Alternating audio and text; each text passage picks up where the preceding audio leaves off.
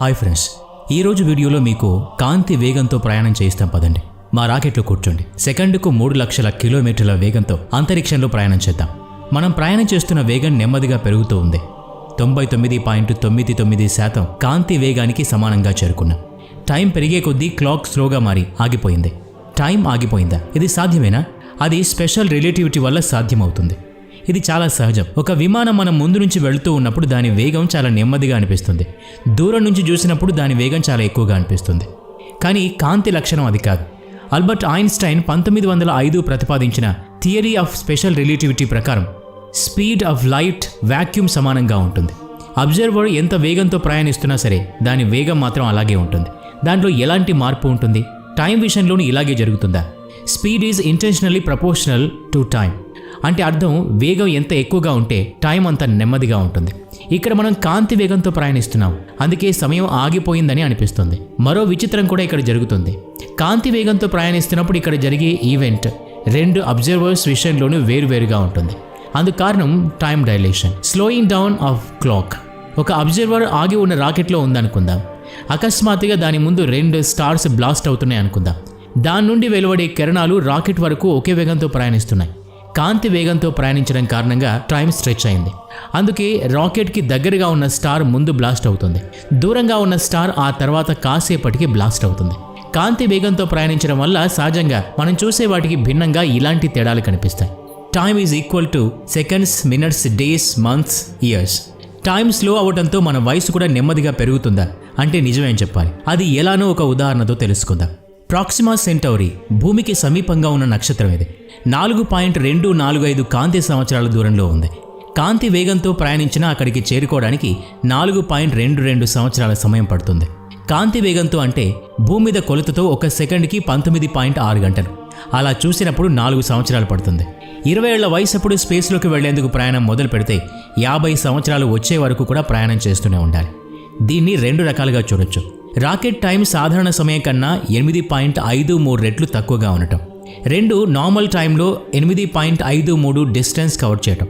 2 ఒకటే. సరే, ఇదంతా బానే ఉంది. కాంతి వేగంతో స్పేస్ని ఎలా చూడటం అంటే సూపర్ లుమినల్ స్పీడ్తో ఫీల్డ్ ఆఫ్ విజన్ చాలా వేగంగా మారుతుంది.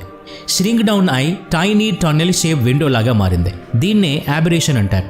ఉదాహరణ చెప్పాలంటే ఒక వాహనం చాలా వేగంగా డ్రైవ్ చేస్తూ ఉన్నప్పుడు కేవలం రోడ్డు మధ్య భాగం మాత్రమే స్పష్టంగా కనిపిస్తుంది. చుట్టుపక్కల ప్రాంతాలు కాస్త అస్పష్టంగా కనిపిస్తాయి. అచ్చం సెకండ్కి 3 లక్షల కిలోమీటర్ల వేగంతో అంటే కాంతి వేగంతో ప్రయాణించినప్పుడు కూడా ఇలాగే జరుగుతుంది. ముందు నక్షత్రాలు బ్లూ కలర్లో కనిపిస్తాయి. వెనక వైపు ఉండే నక్షత్రాలు రెడ్ కలర్లో కనిపిస్తాయి. మన కళ్ళ చూపులో తేడా కాదు. ముందు నక్షత్రాల వెలుతురంతా ఒకే చోట కేంద్రీకృతమై మనకలా కనిపిస్తుంది. ఆ వెలుగు వెనక నక్షత్రాలకు స్ప్రెడ్ అయి వెనక వైపు నక్షత్రాలు ఎరుపు రంగులో కనిపిస్తాయి. మన రాకెట్ స్పీడ్ సూపర్ ల్యూమినల్ స్పీడ్ కన్నా వేగంగా ఉంటే కనుక ఇక మనకు కనిపించేది ఏమీ ఉండదు. అంతా అంధకారంగానే ఉంటుంది. మనం ఏదైనా ఒక వస్తువును ఎప్పుడు చూడగలం? దాని మీద లైట్ ప్రసరించి తిరిగి అది మన కంటికి చేరినప్పుడే అది మనకు కనిపిస్తుంది. మనం కాంతి కన్నా వేగంగా ప్రయాణించినప్పుడు ఏ పదార్థం మీద కానీ వస్తువు మీద కానీ వెలుతురే ప్రసరించదు. ఇక అది మనకి కనిపించే పరిస్థితే ఉండదు. ఎందుకంటే అది మన చూపుకి అందనంత వేగంతో ఉంటుంది. ఆ వేగంతో ప్రయాణిస్తున్నప్పుడు మనకి ఏమీ కనిపించదు. అంత మాత్రాన అంతరిక్షంలో ఏమీ లేదని కాదు. అక్కడ చాలా రకాల పార్టికల్స్ ఉంటాయి. వీటన్నింటినీ చూసేందుకు రాకెట్లోని హెడ్లైట్ని ఆన్ చేస్తే ఏం జరుగుతుంది? రాకెట్ హెడ్లైట్ వేగంతో వేగాన్ని తగ్గించగలమా? అలాంటిదేమీ జరగదు. ఎందుకంటే కాంతి వేగం ఎప్పుడూ కాన్స్టాంట్గా ఉంటుంది. అది ఒరిజిన్ మరియు వేగం మీద ఆధారపడి ఉండదు. అందుకే మనం ప్రయాణించే రాకెట్ ఎంత వేగంగా ఉన్నా సరే హెడ్లైట్ టైం మీద ఎలాంటి ప్రభావం చూపదు. ఇంకో ఆశ్చర్యకరమైన విషయం ఏంటంటే భూమి నుంచి చూస్తే మనం ప్రయోగించే రాకెట్ 1గా కాకుండా 2గా కనిపిస్తుంది. ఈ విషయం గురించి తెలుసుకోవడానికి మనం ఒక ప్లానెట్ మీదకి వెళ్ళడానికి రాకెట్ ప్రయాణం చేస్తున్నామని ఊహించుకోండి. మొత్తం ప్రయాణ కాలం 20 రోజులు. భూమి మీద శాస్త్రవేత్తలు ఒక సూపర్ టెలిస్కోప్తో దాన్ని పరిశీలిస్తున్నారు అనుకుందాం. స్పేస్ షిప్ని ప్లానెట్ మీదకి పంపేందుకు 10 రోజులు పడుతుంది. తిరిగి రావడానికి మరో 10 రోజుల సమయం పడుతుంది. వెళ్ళేటప్పుడు 5 రోజుల ప్రయాణం పూర్తయ్యాక అది భూమికి ప్లానెట్కి సరిగ్గా మధ్యలోకి వస్తుంది. స్పేస్ షిప్ నుండి వెలువడే లైట్ భూమి మీద ప్రసరింపబడటానికి ఎంత సమయం పడుతుందో అక్కడి నుంచి ప్లానెట్ మీదకి వెళ్ళడానికి కూడా స్పేస్ షిప్కి అంతే సమయం పడుతుంది. 5 రోజుల సమయం పడుతుంది. స్పేస్ షిప్ ప్లానెట్ మీదకి పూర్తిగా చేరుకున్నాక దాని కాంతి భూమికి చేరడానికి మరో 10 రోజులు పడుతుంది. ప్లానెట్కి చేరిన లైట్ మనకి చేరడానికి 20 రోజుల జర్నీ పూర్తవుతుంది. కానీ ఆ సమయంలో భూమి మీద ఉన్న శాస్త్రవేత్తలకు మాత్రం 2 స్పేస్ షిప్స్ కనిపిస్తాయి. ఒకవేళ స్పేస్ షిప్ యొక్క కాంతి వేగాన్ని కూడా దాటి ప్రయాణిస్తే ఏం జరుగుతుంది? 2గా కనిపిస్తున్న స్పేస్ షిప్స్ 3గా కనిపిస్తాయి. ఇది ఎందుకు కనిపిస్తుందో కామెంట్ రూపంలో మాకు తెలియచేయండి. ఇది ఎర్త్ అబ్జర్వేషన్కి సంబంధించిన సంగతి. ఈ ఈవెంట్లో మనకి ఎలాంటి అనుభూతి కలుగుతుందో తెలుసా? పాస్ట్ని చూసిన అనుభూతి కలుగుతుంది. మనం భవిష్యత్తులోకి కాదు, గతంలోకి ప్రయాణం చేస్తాం. సూర్యుడు మనకి కనిపించకుండా పోతే నిజంగా సూర్యుడు మాయమైపోయాడని కాదు, ఆ కాంతి భూమిని చేరడానికి 8 నిమిషాలు పడుతుందని అర్థం. మనం సూర్యకాంతిని 8 నిమిషాలు ఆలస్యంగా చూస్తున్నామన్నమాట. మనం కాంతి వేగంతో ముందుకు వెళ్తూ ఉంటే భూతకాలంలో కాంతిని మాత్రమే చూడగలం, విశ్వం యొక్క అసలు స్వరూపాన్ని చూడగలం.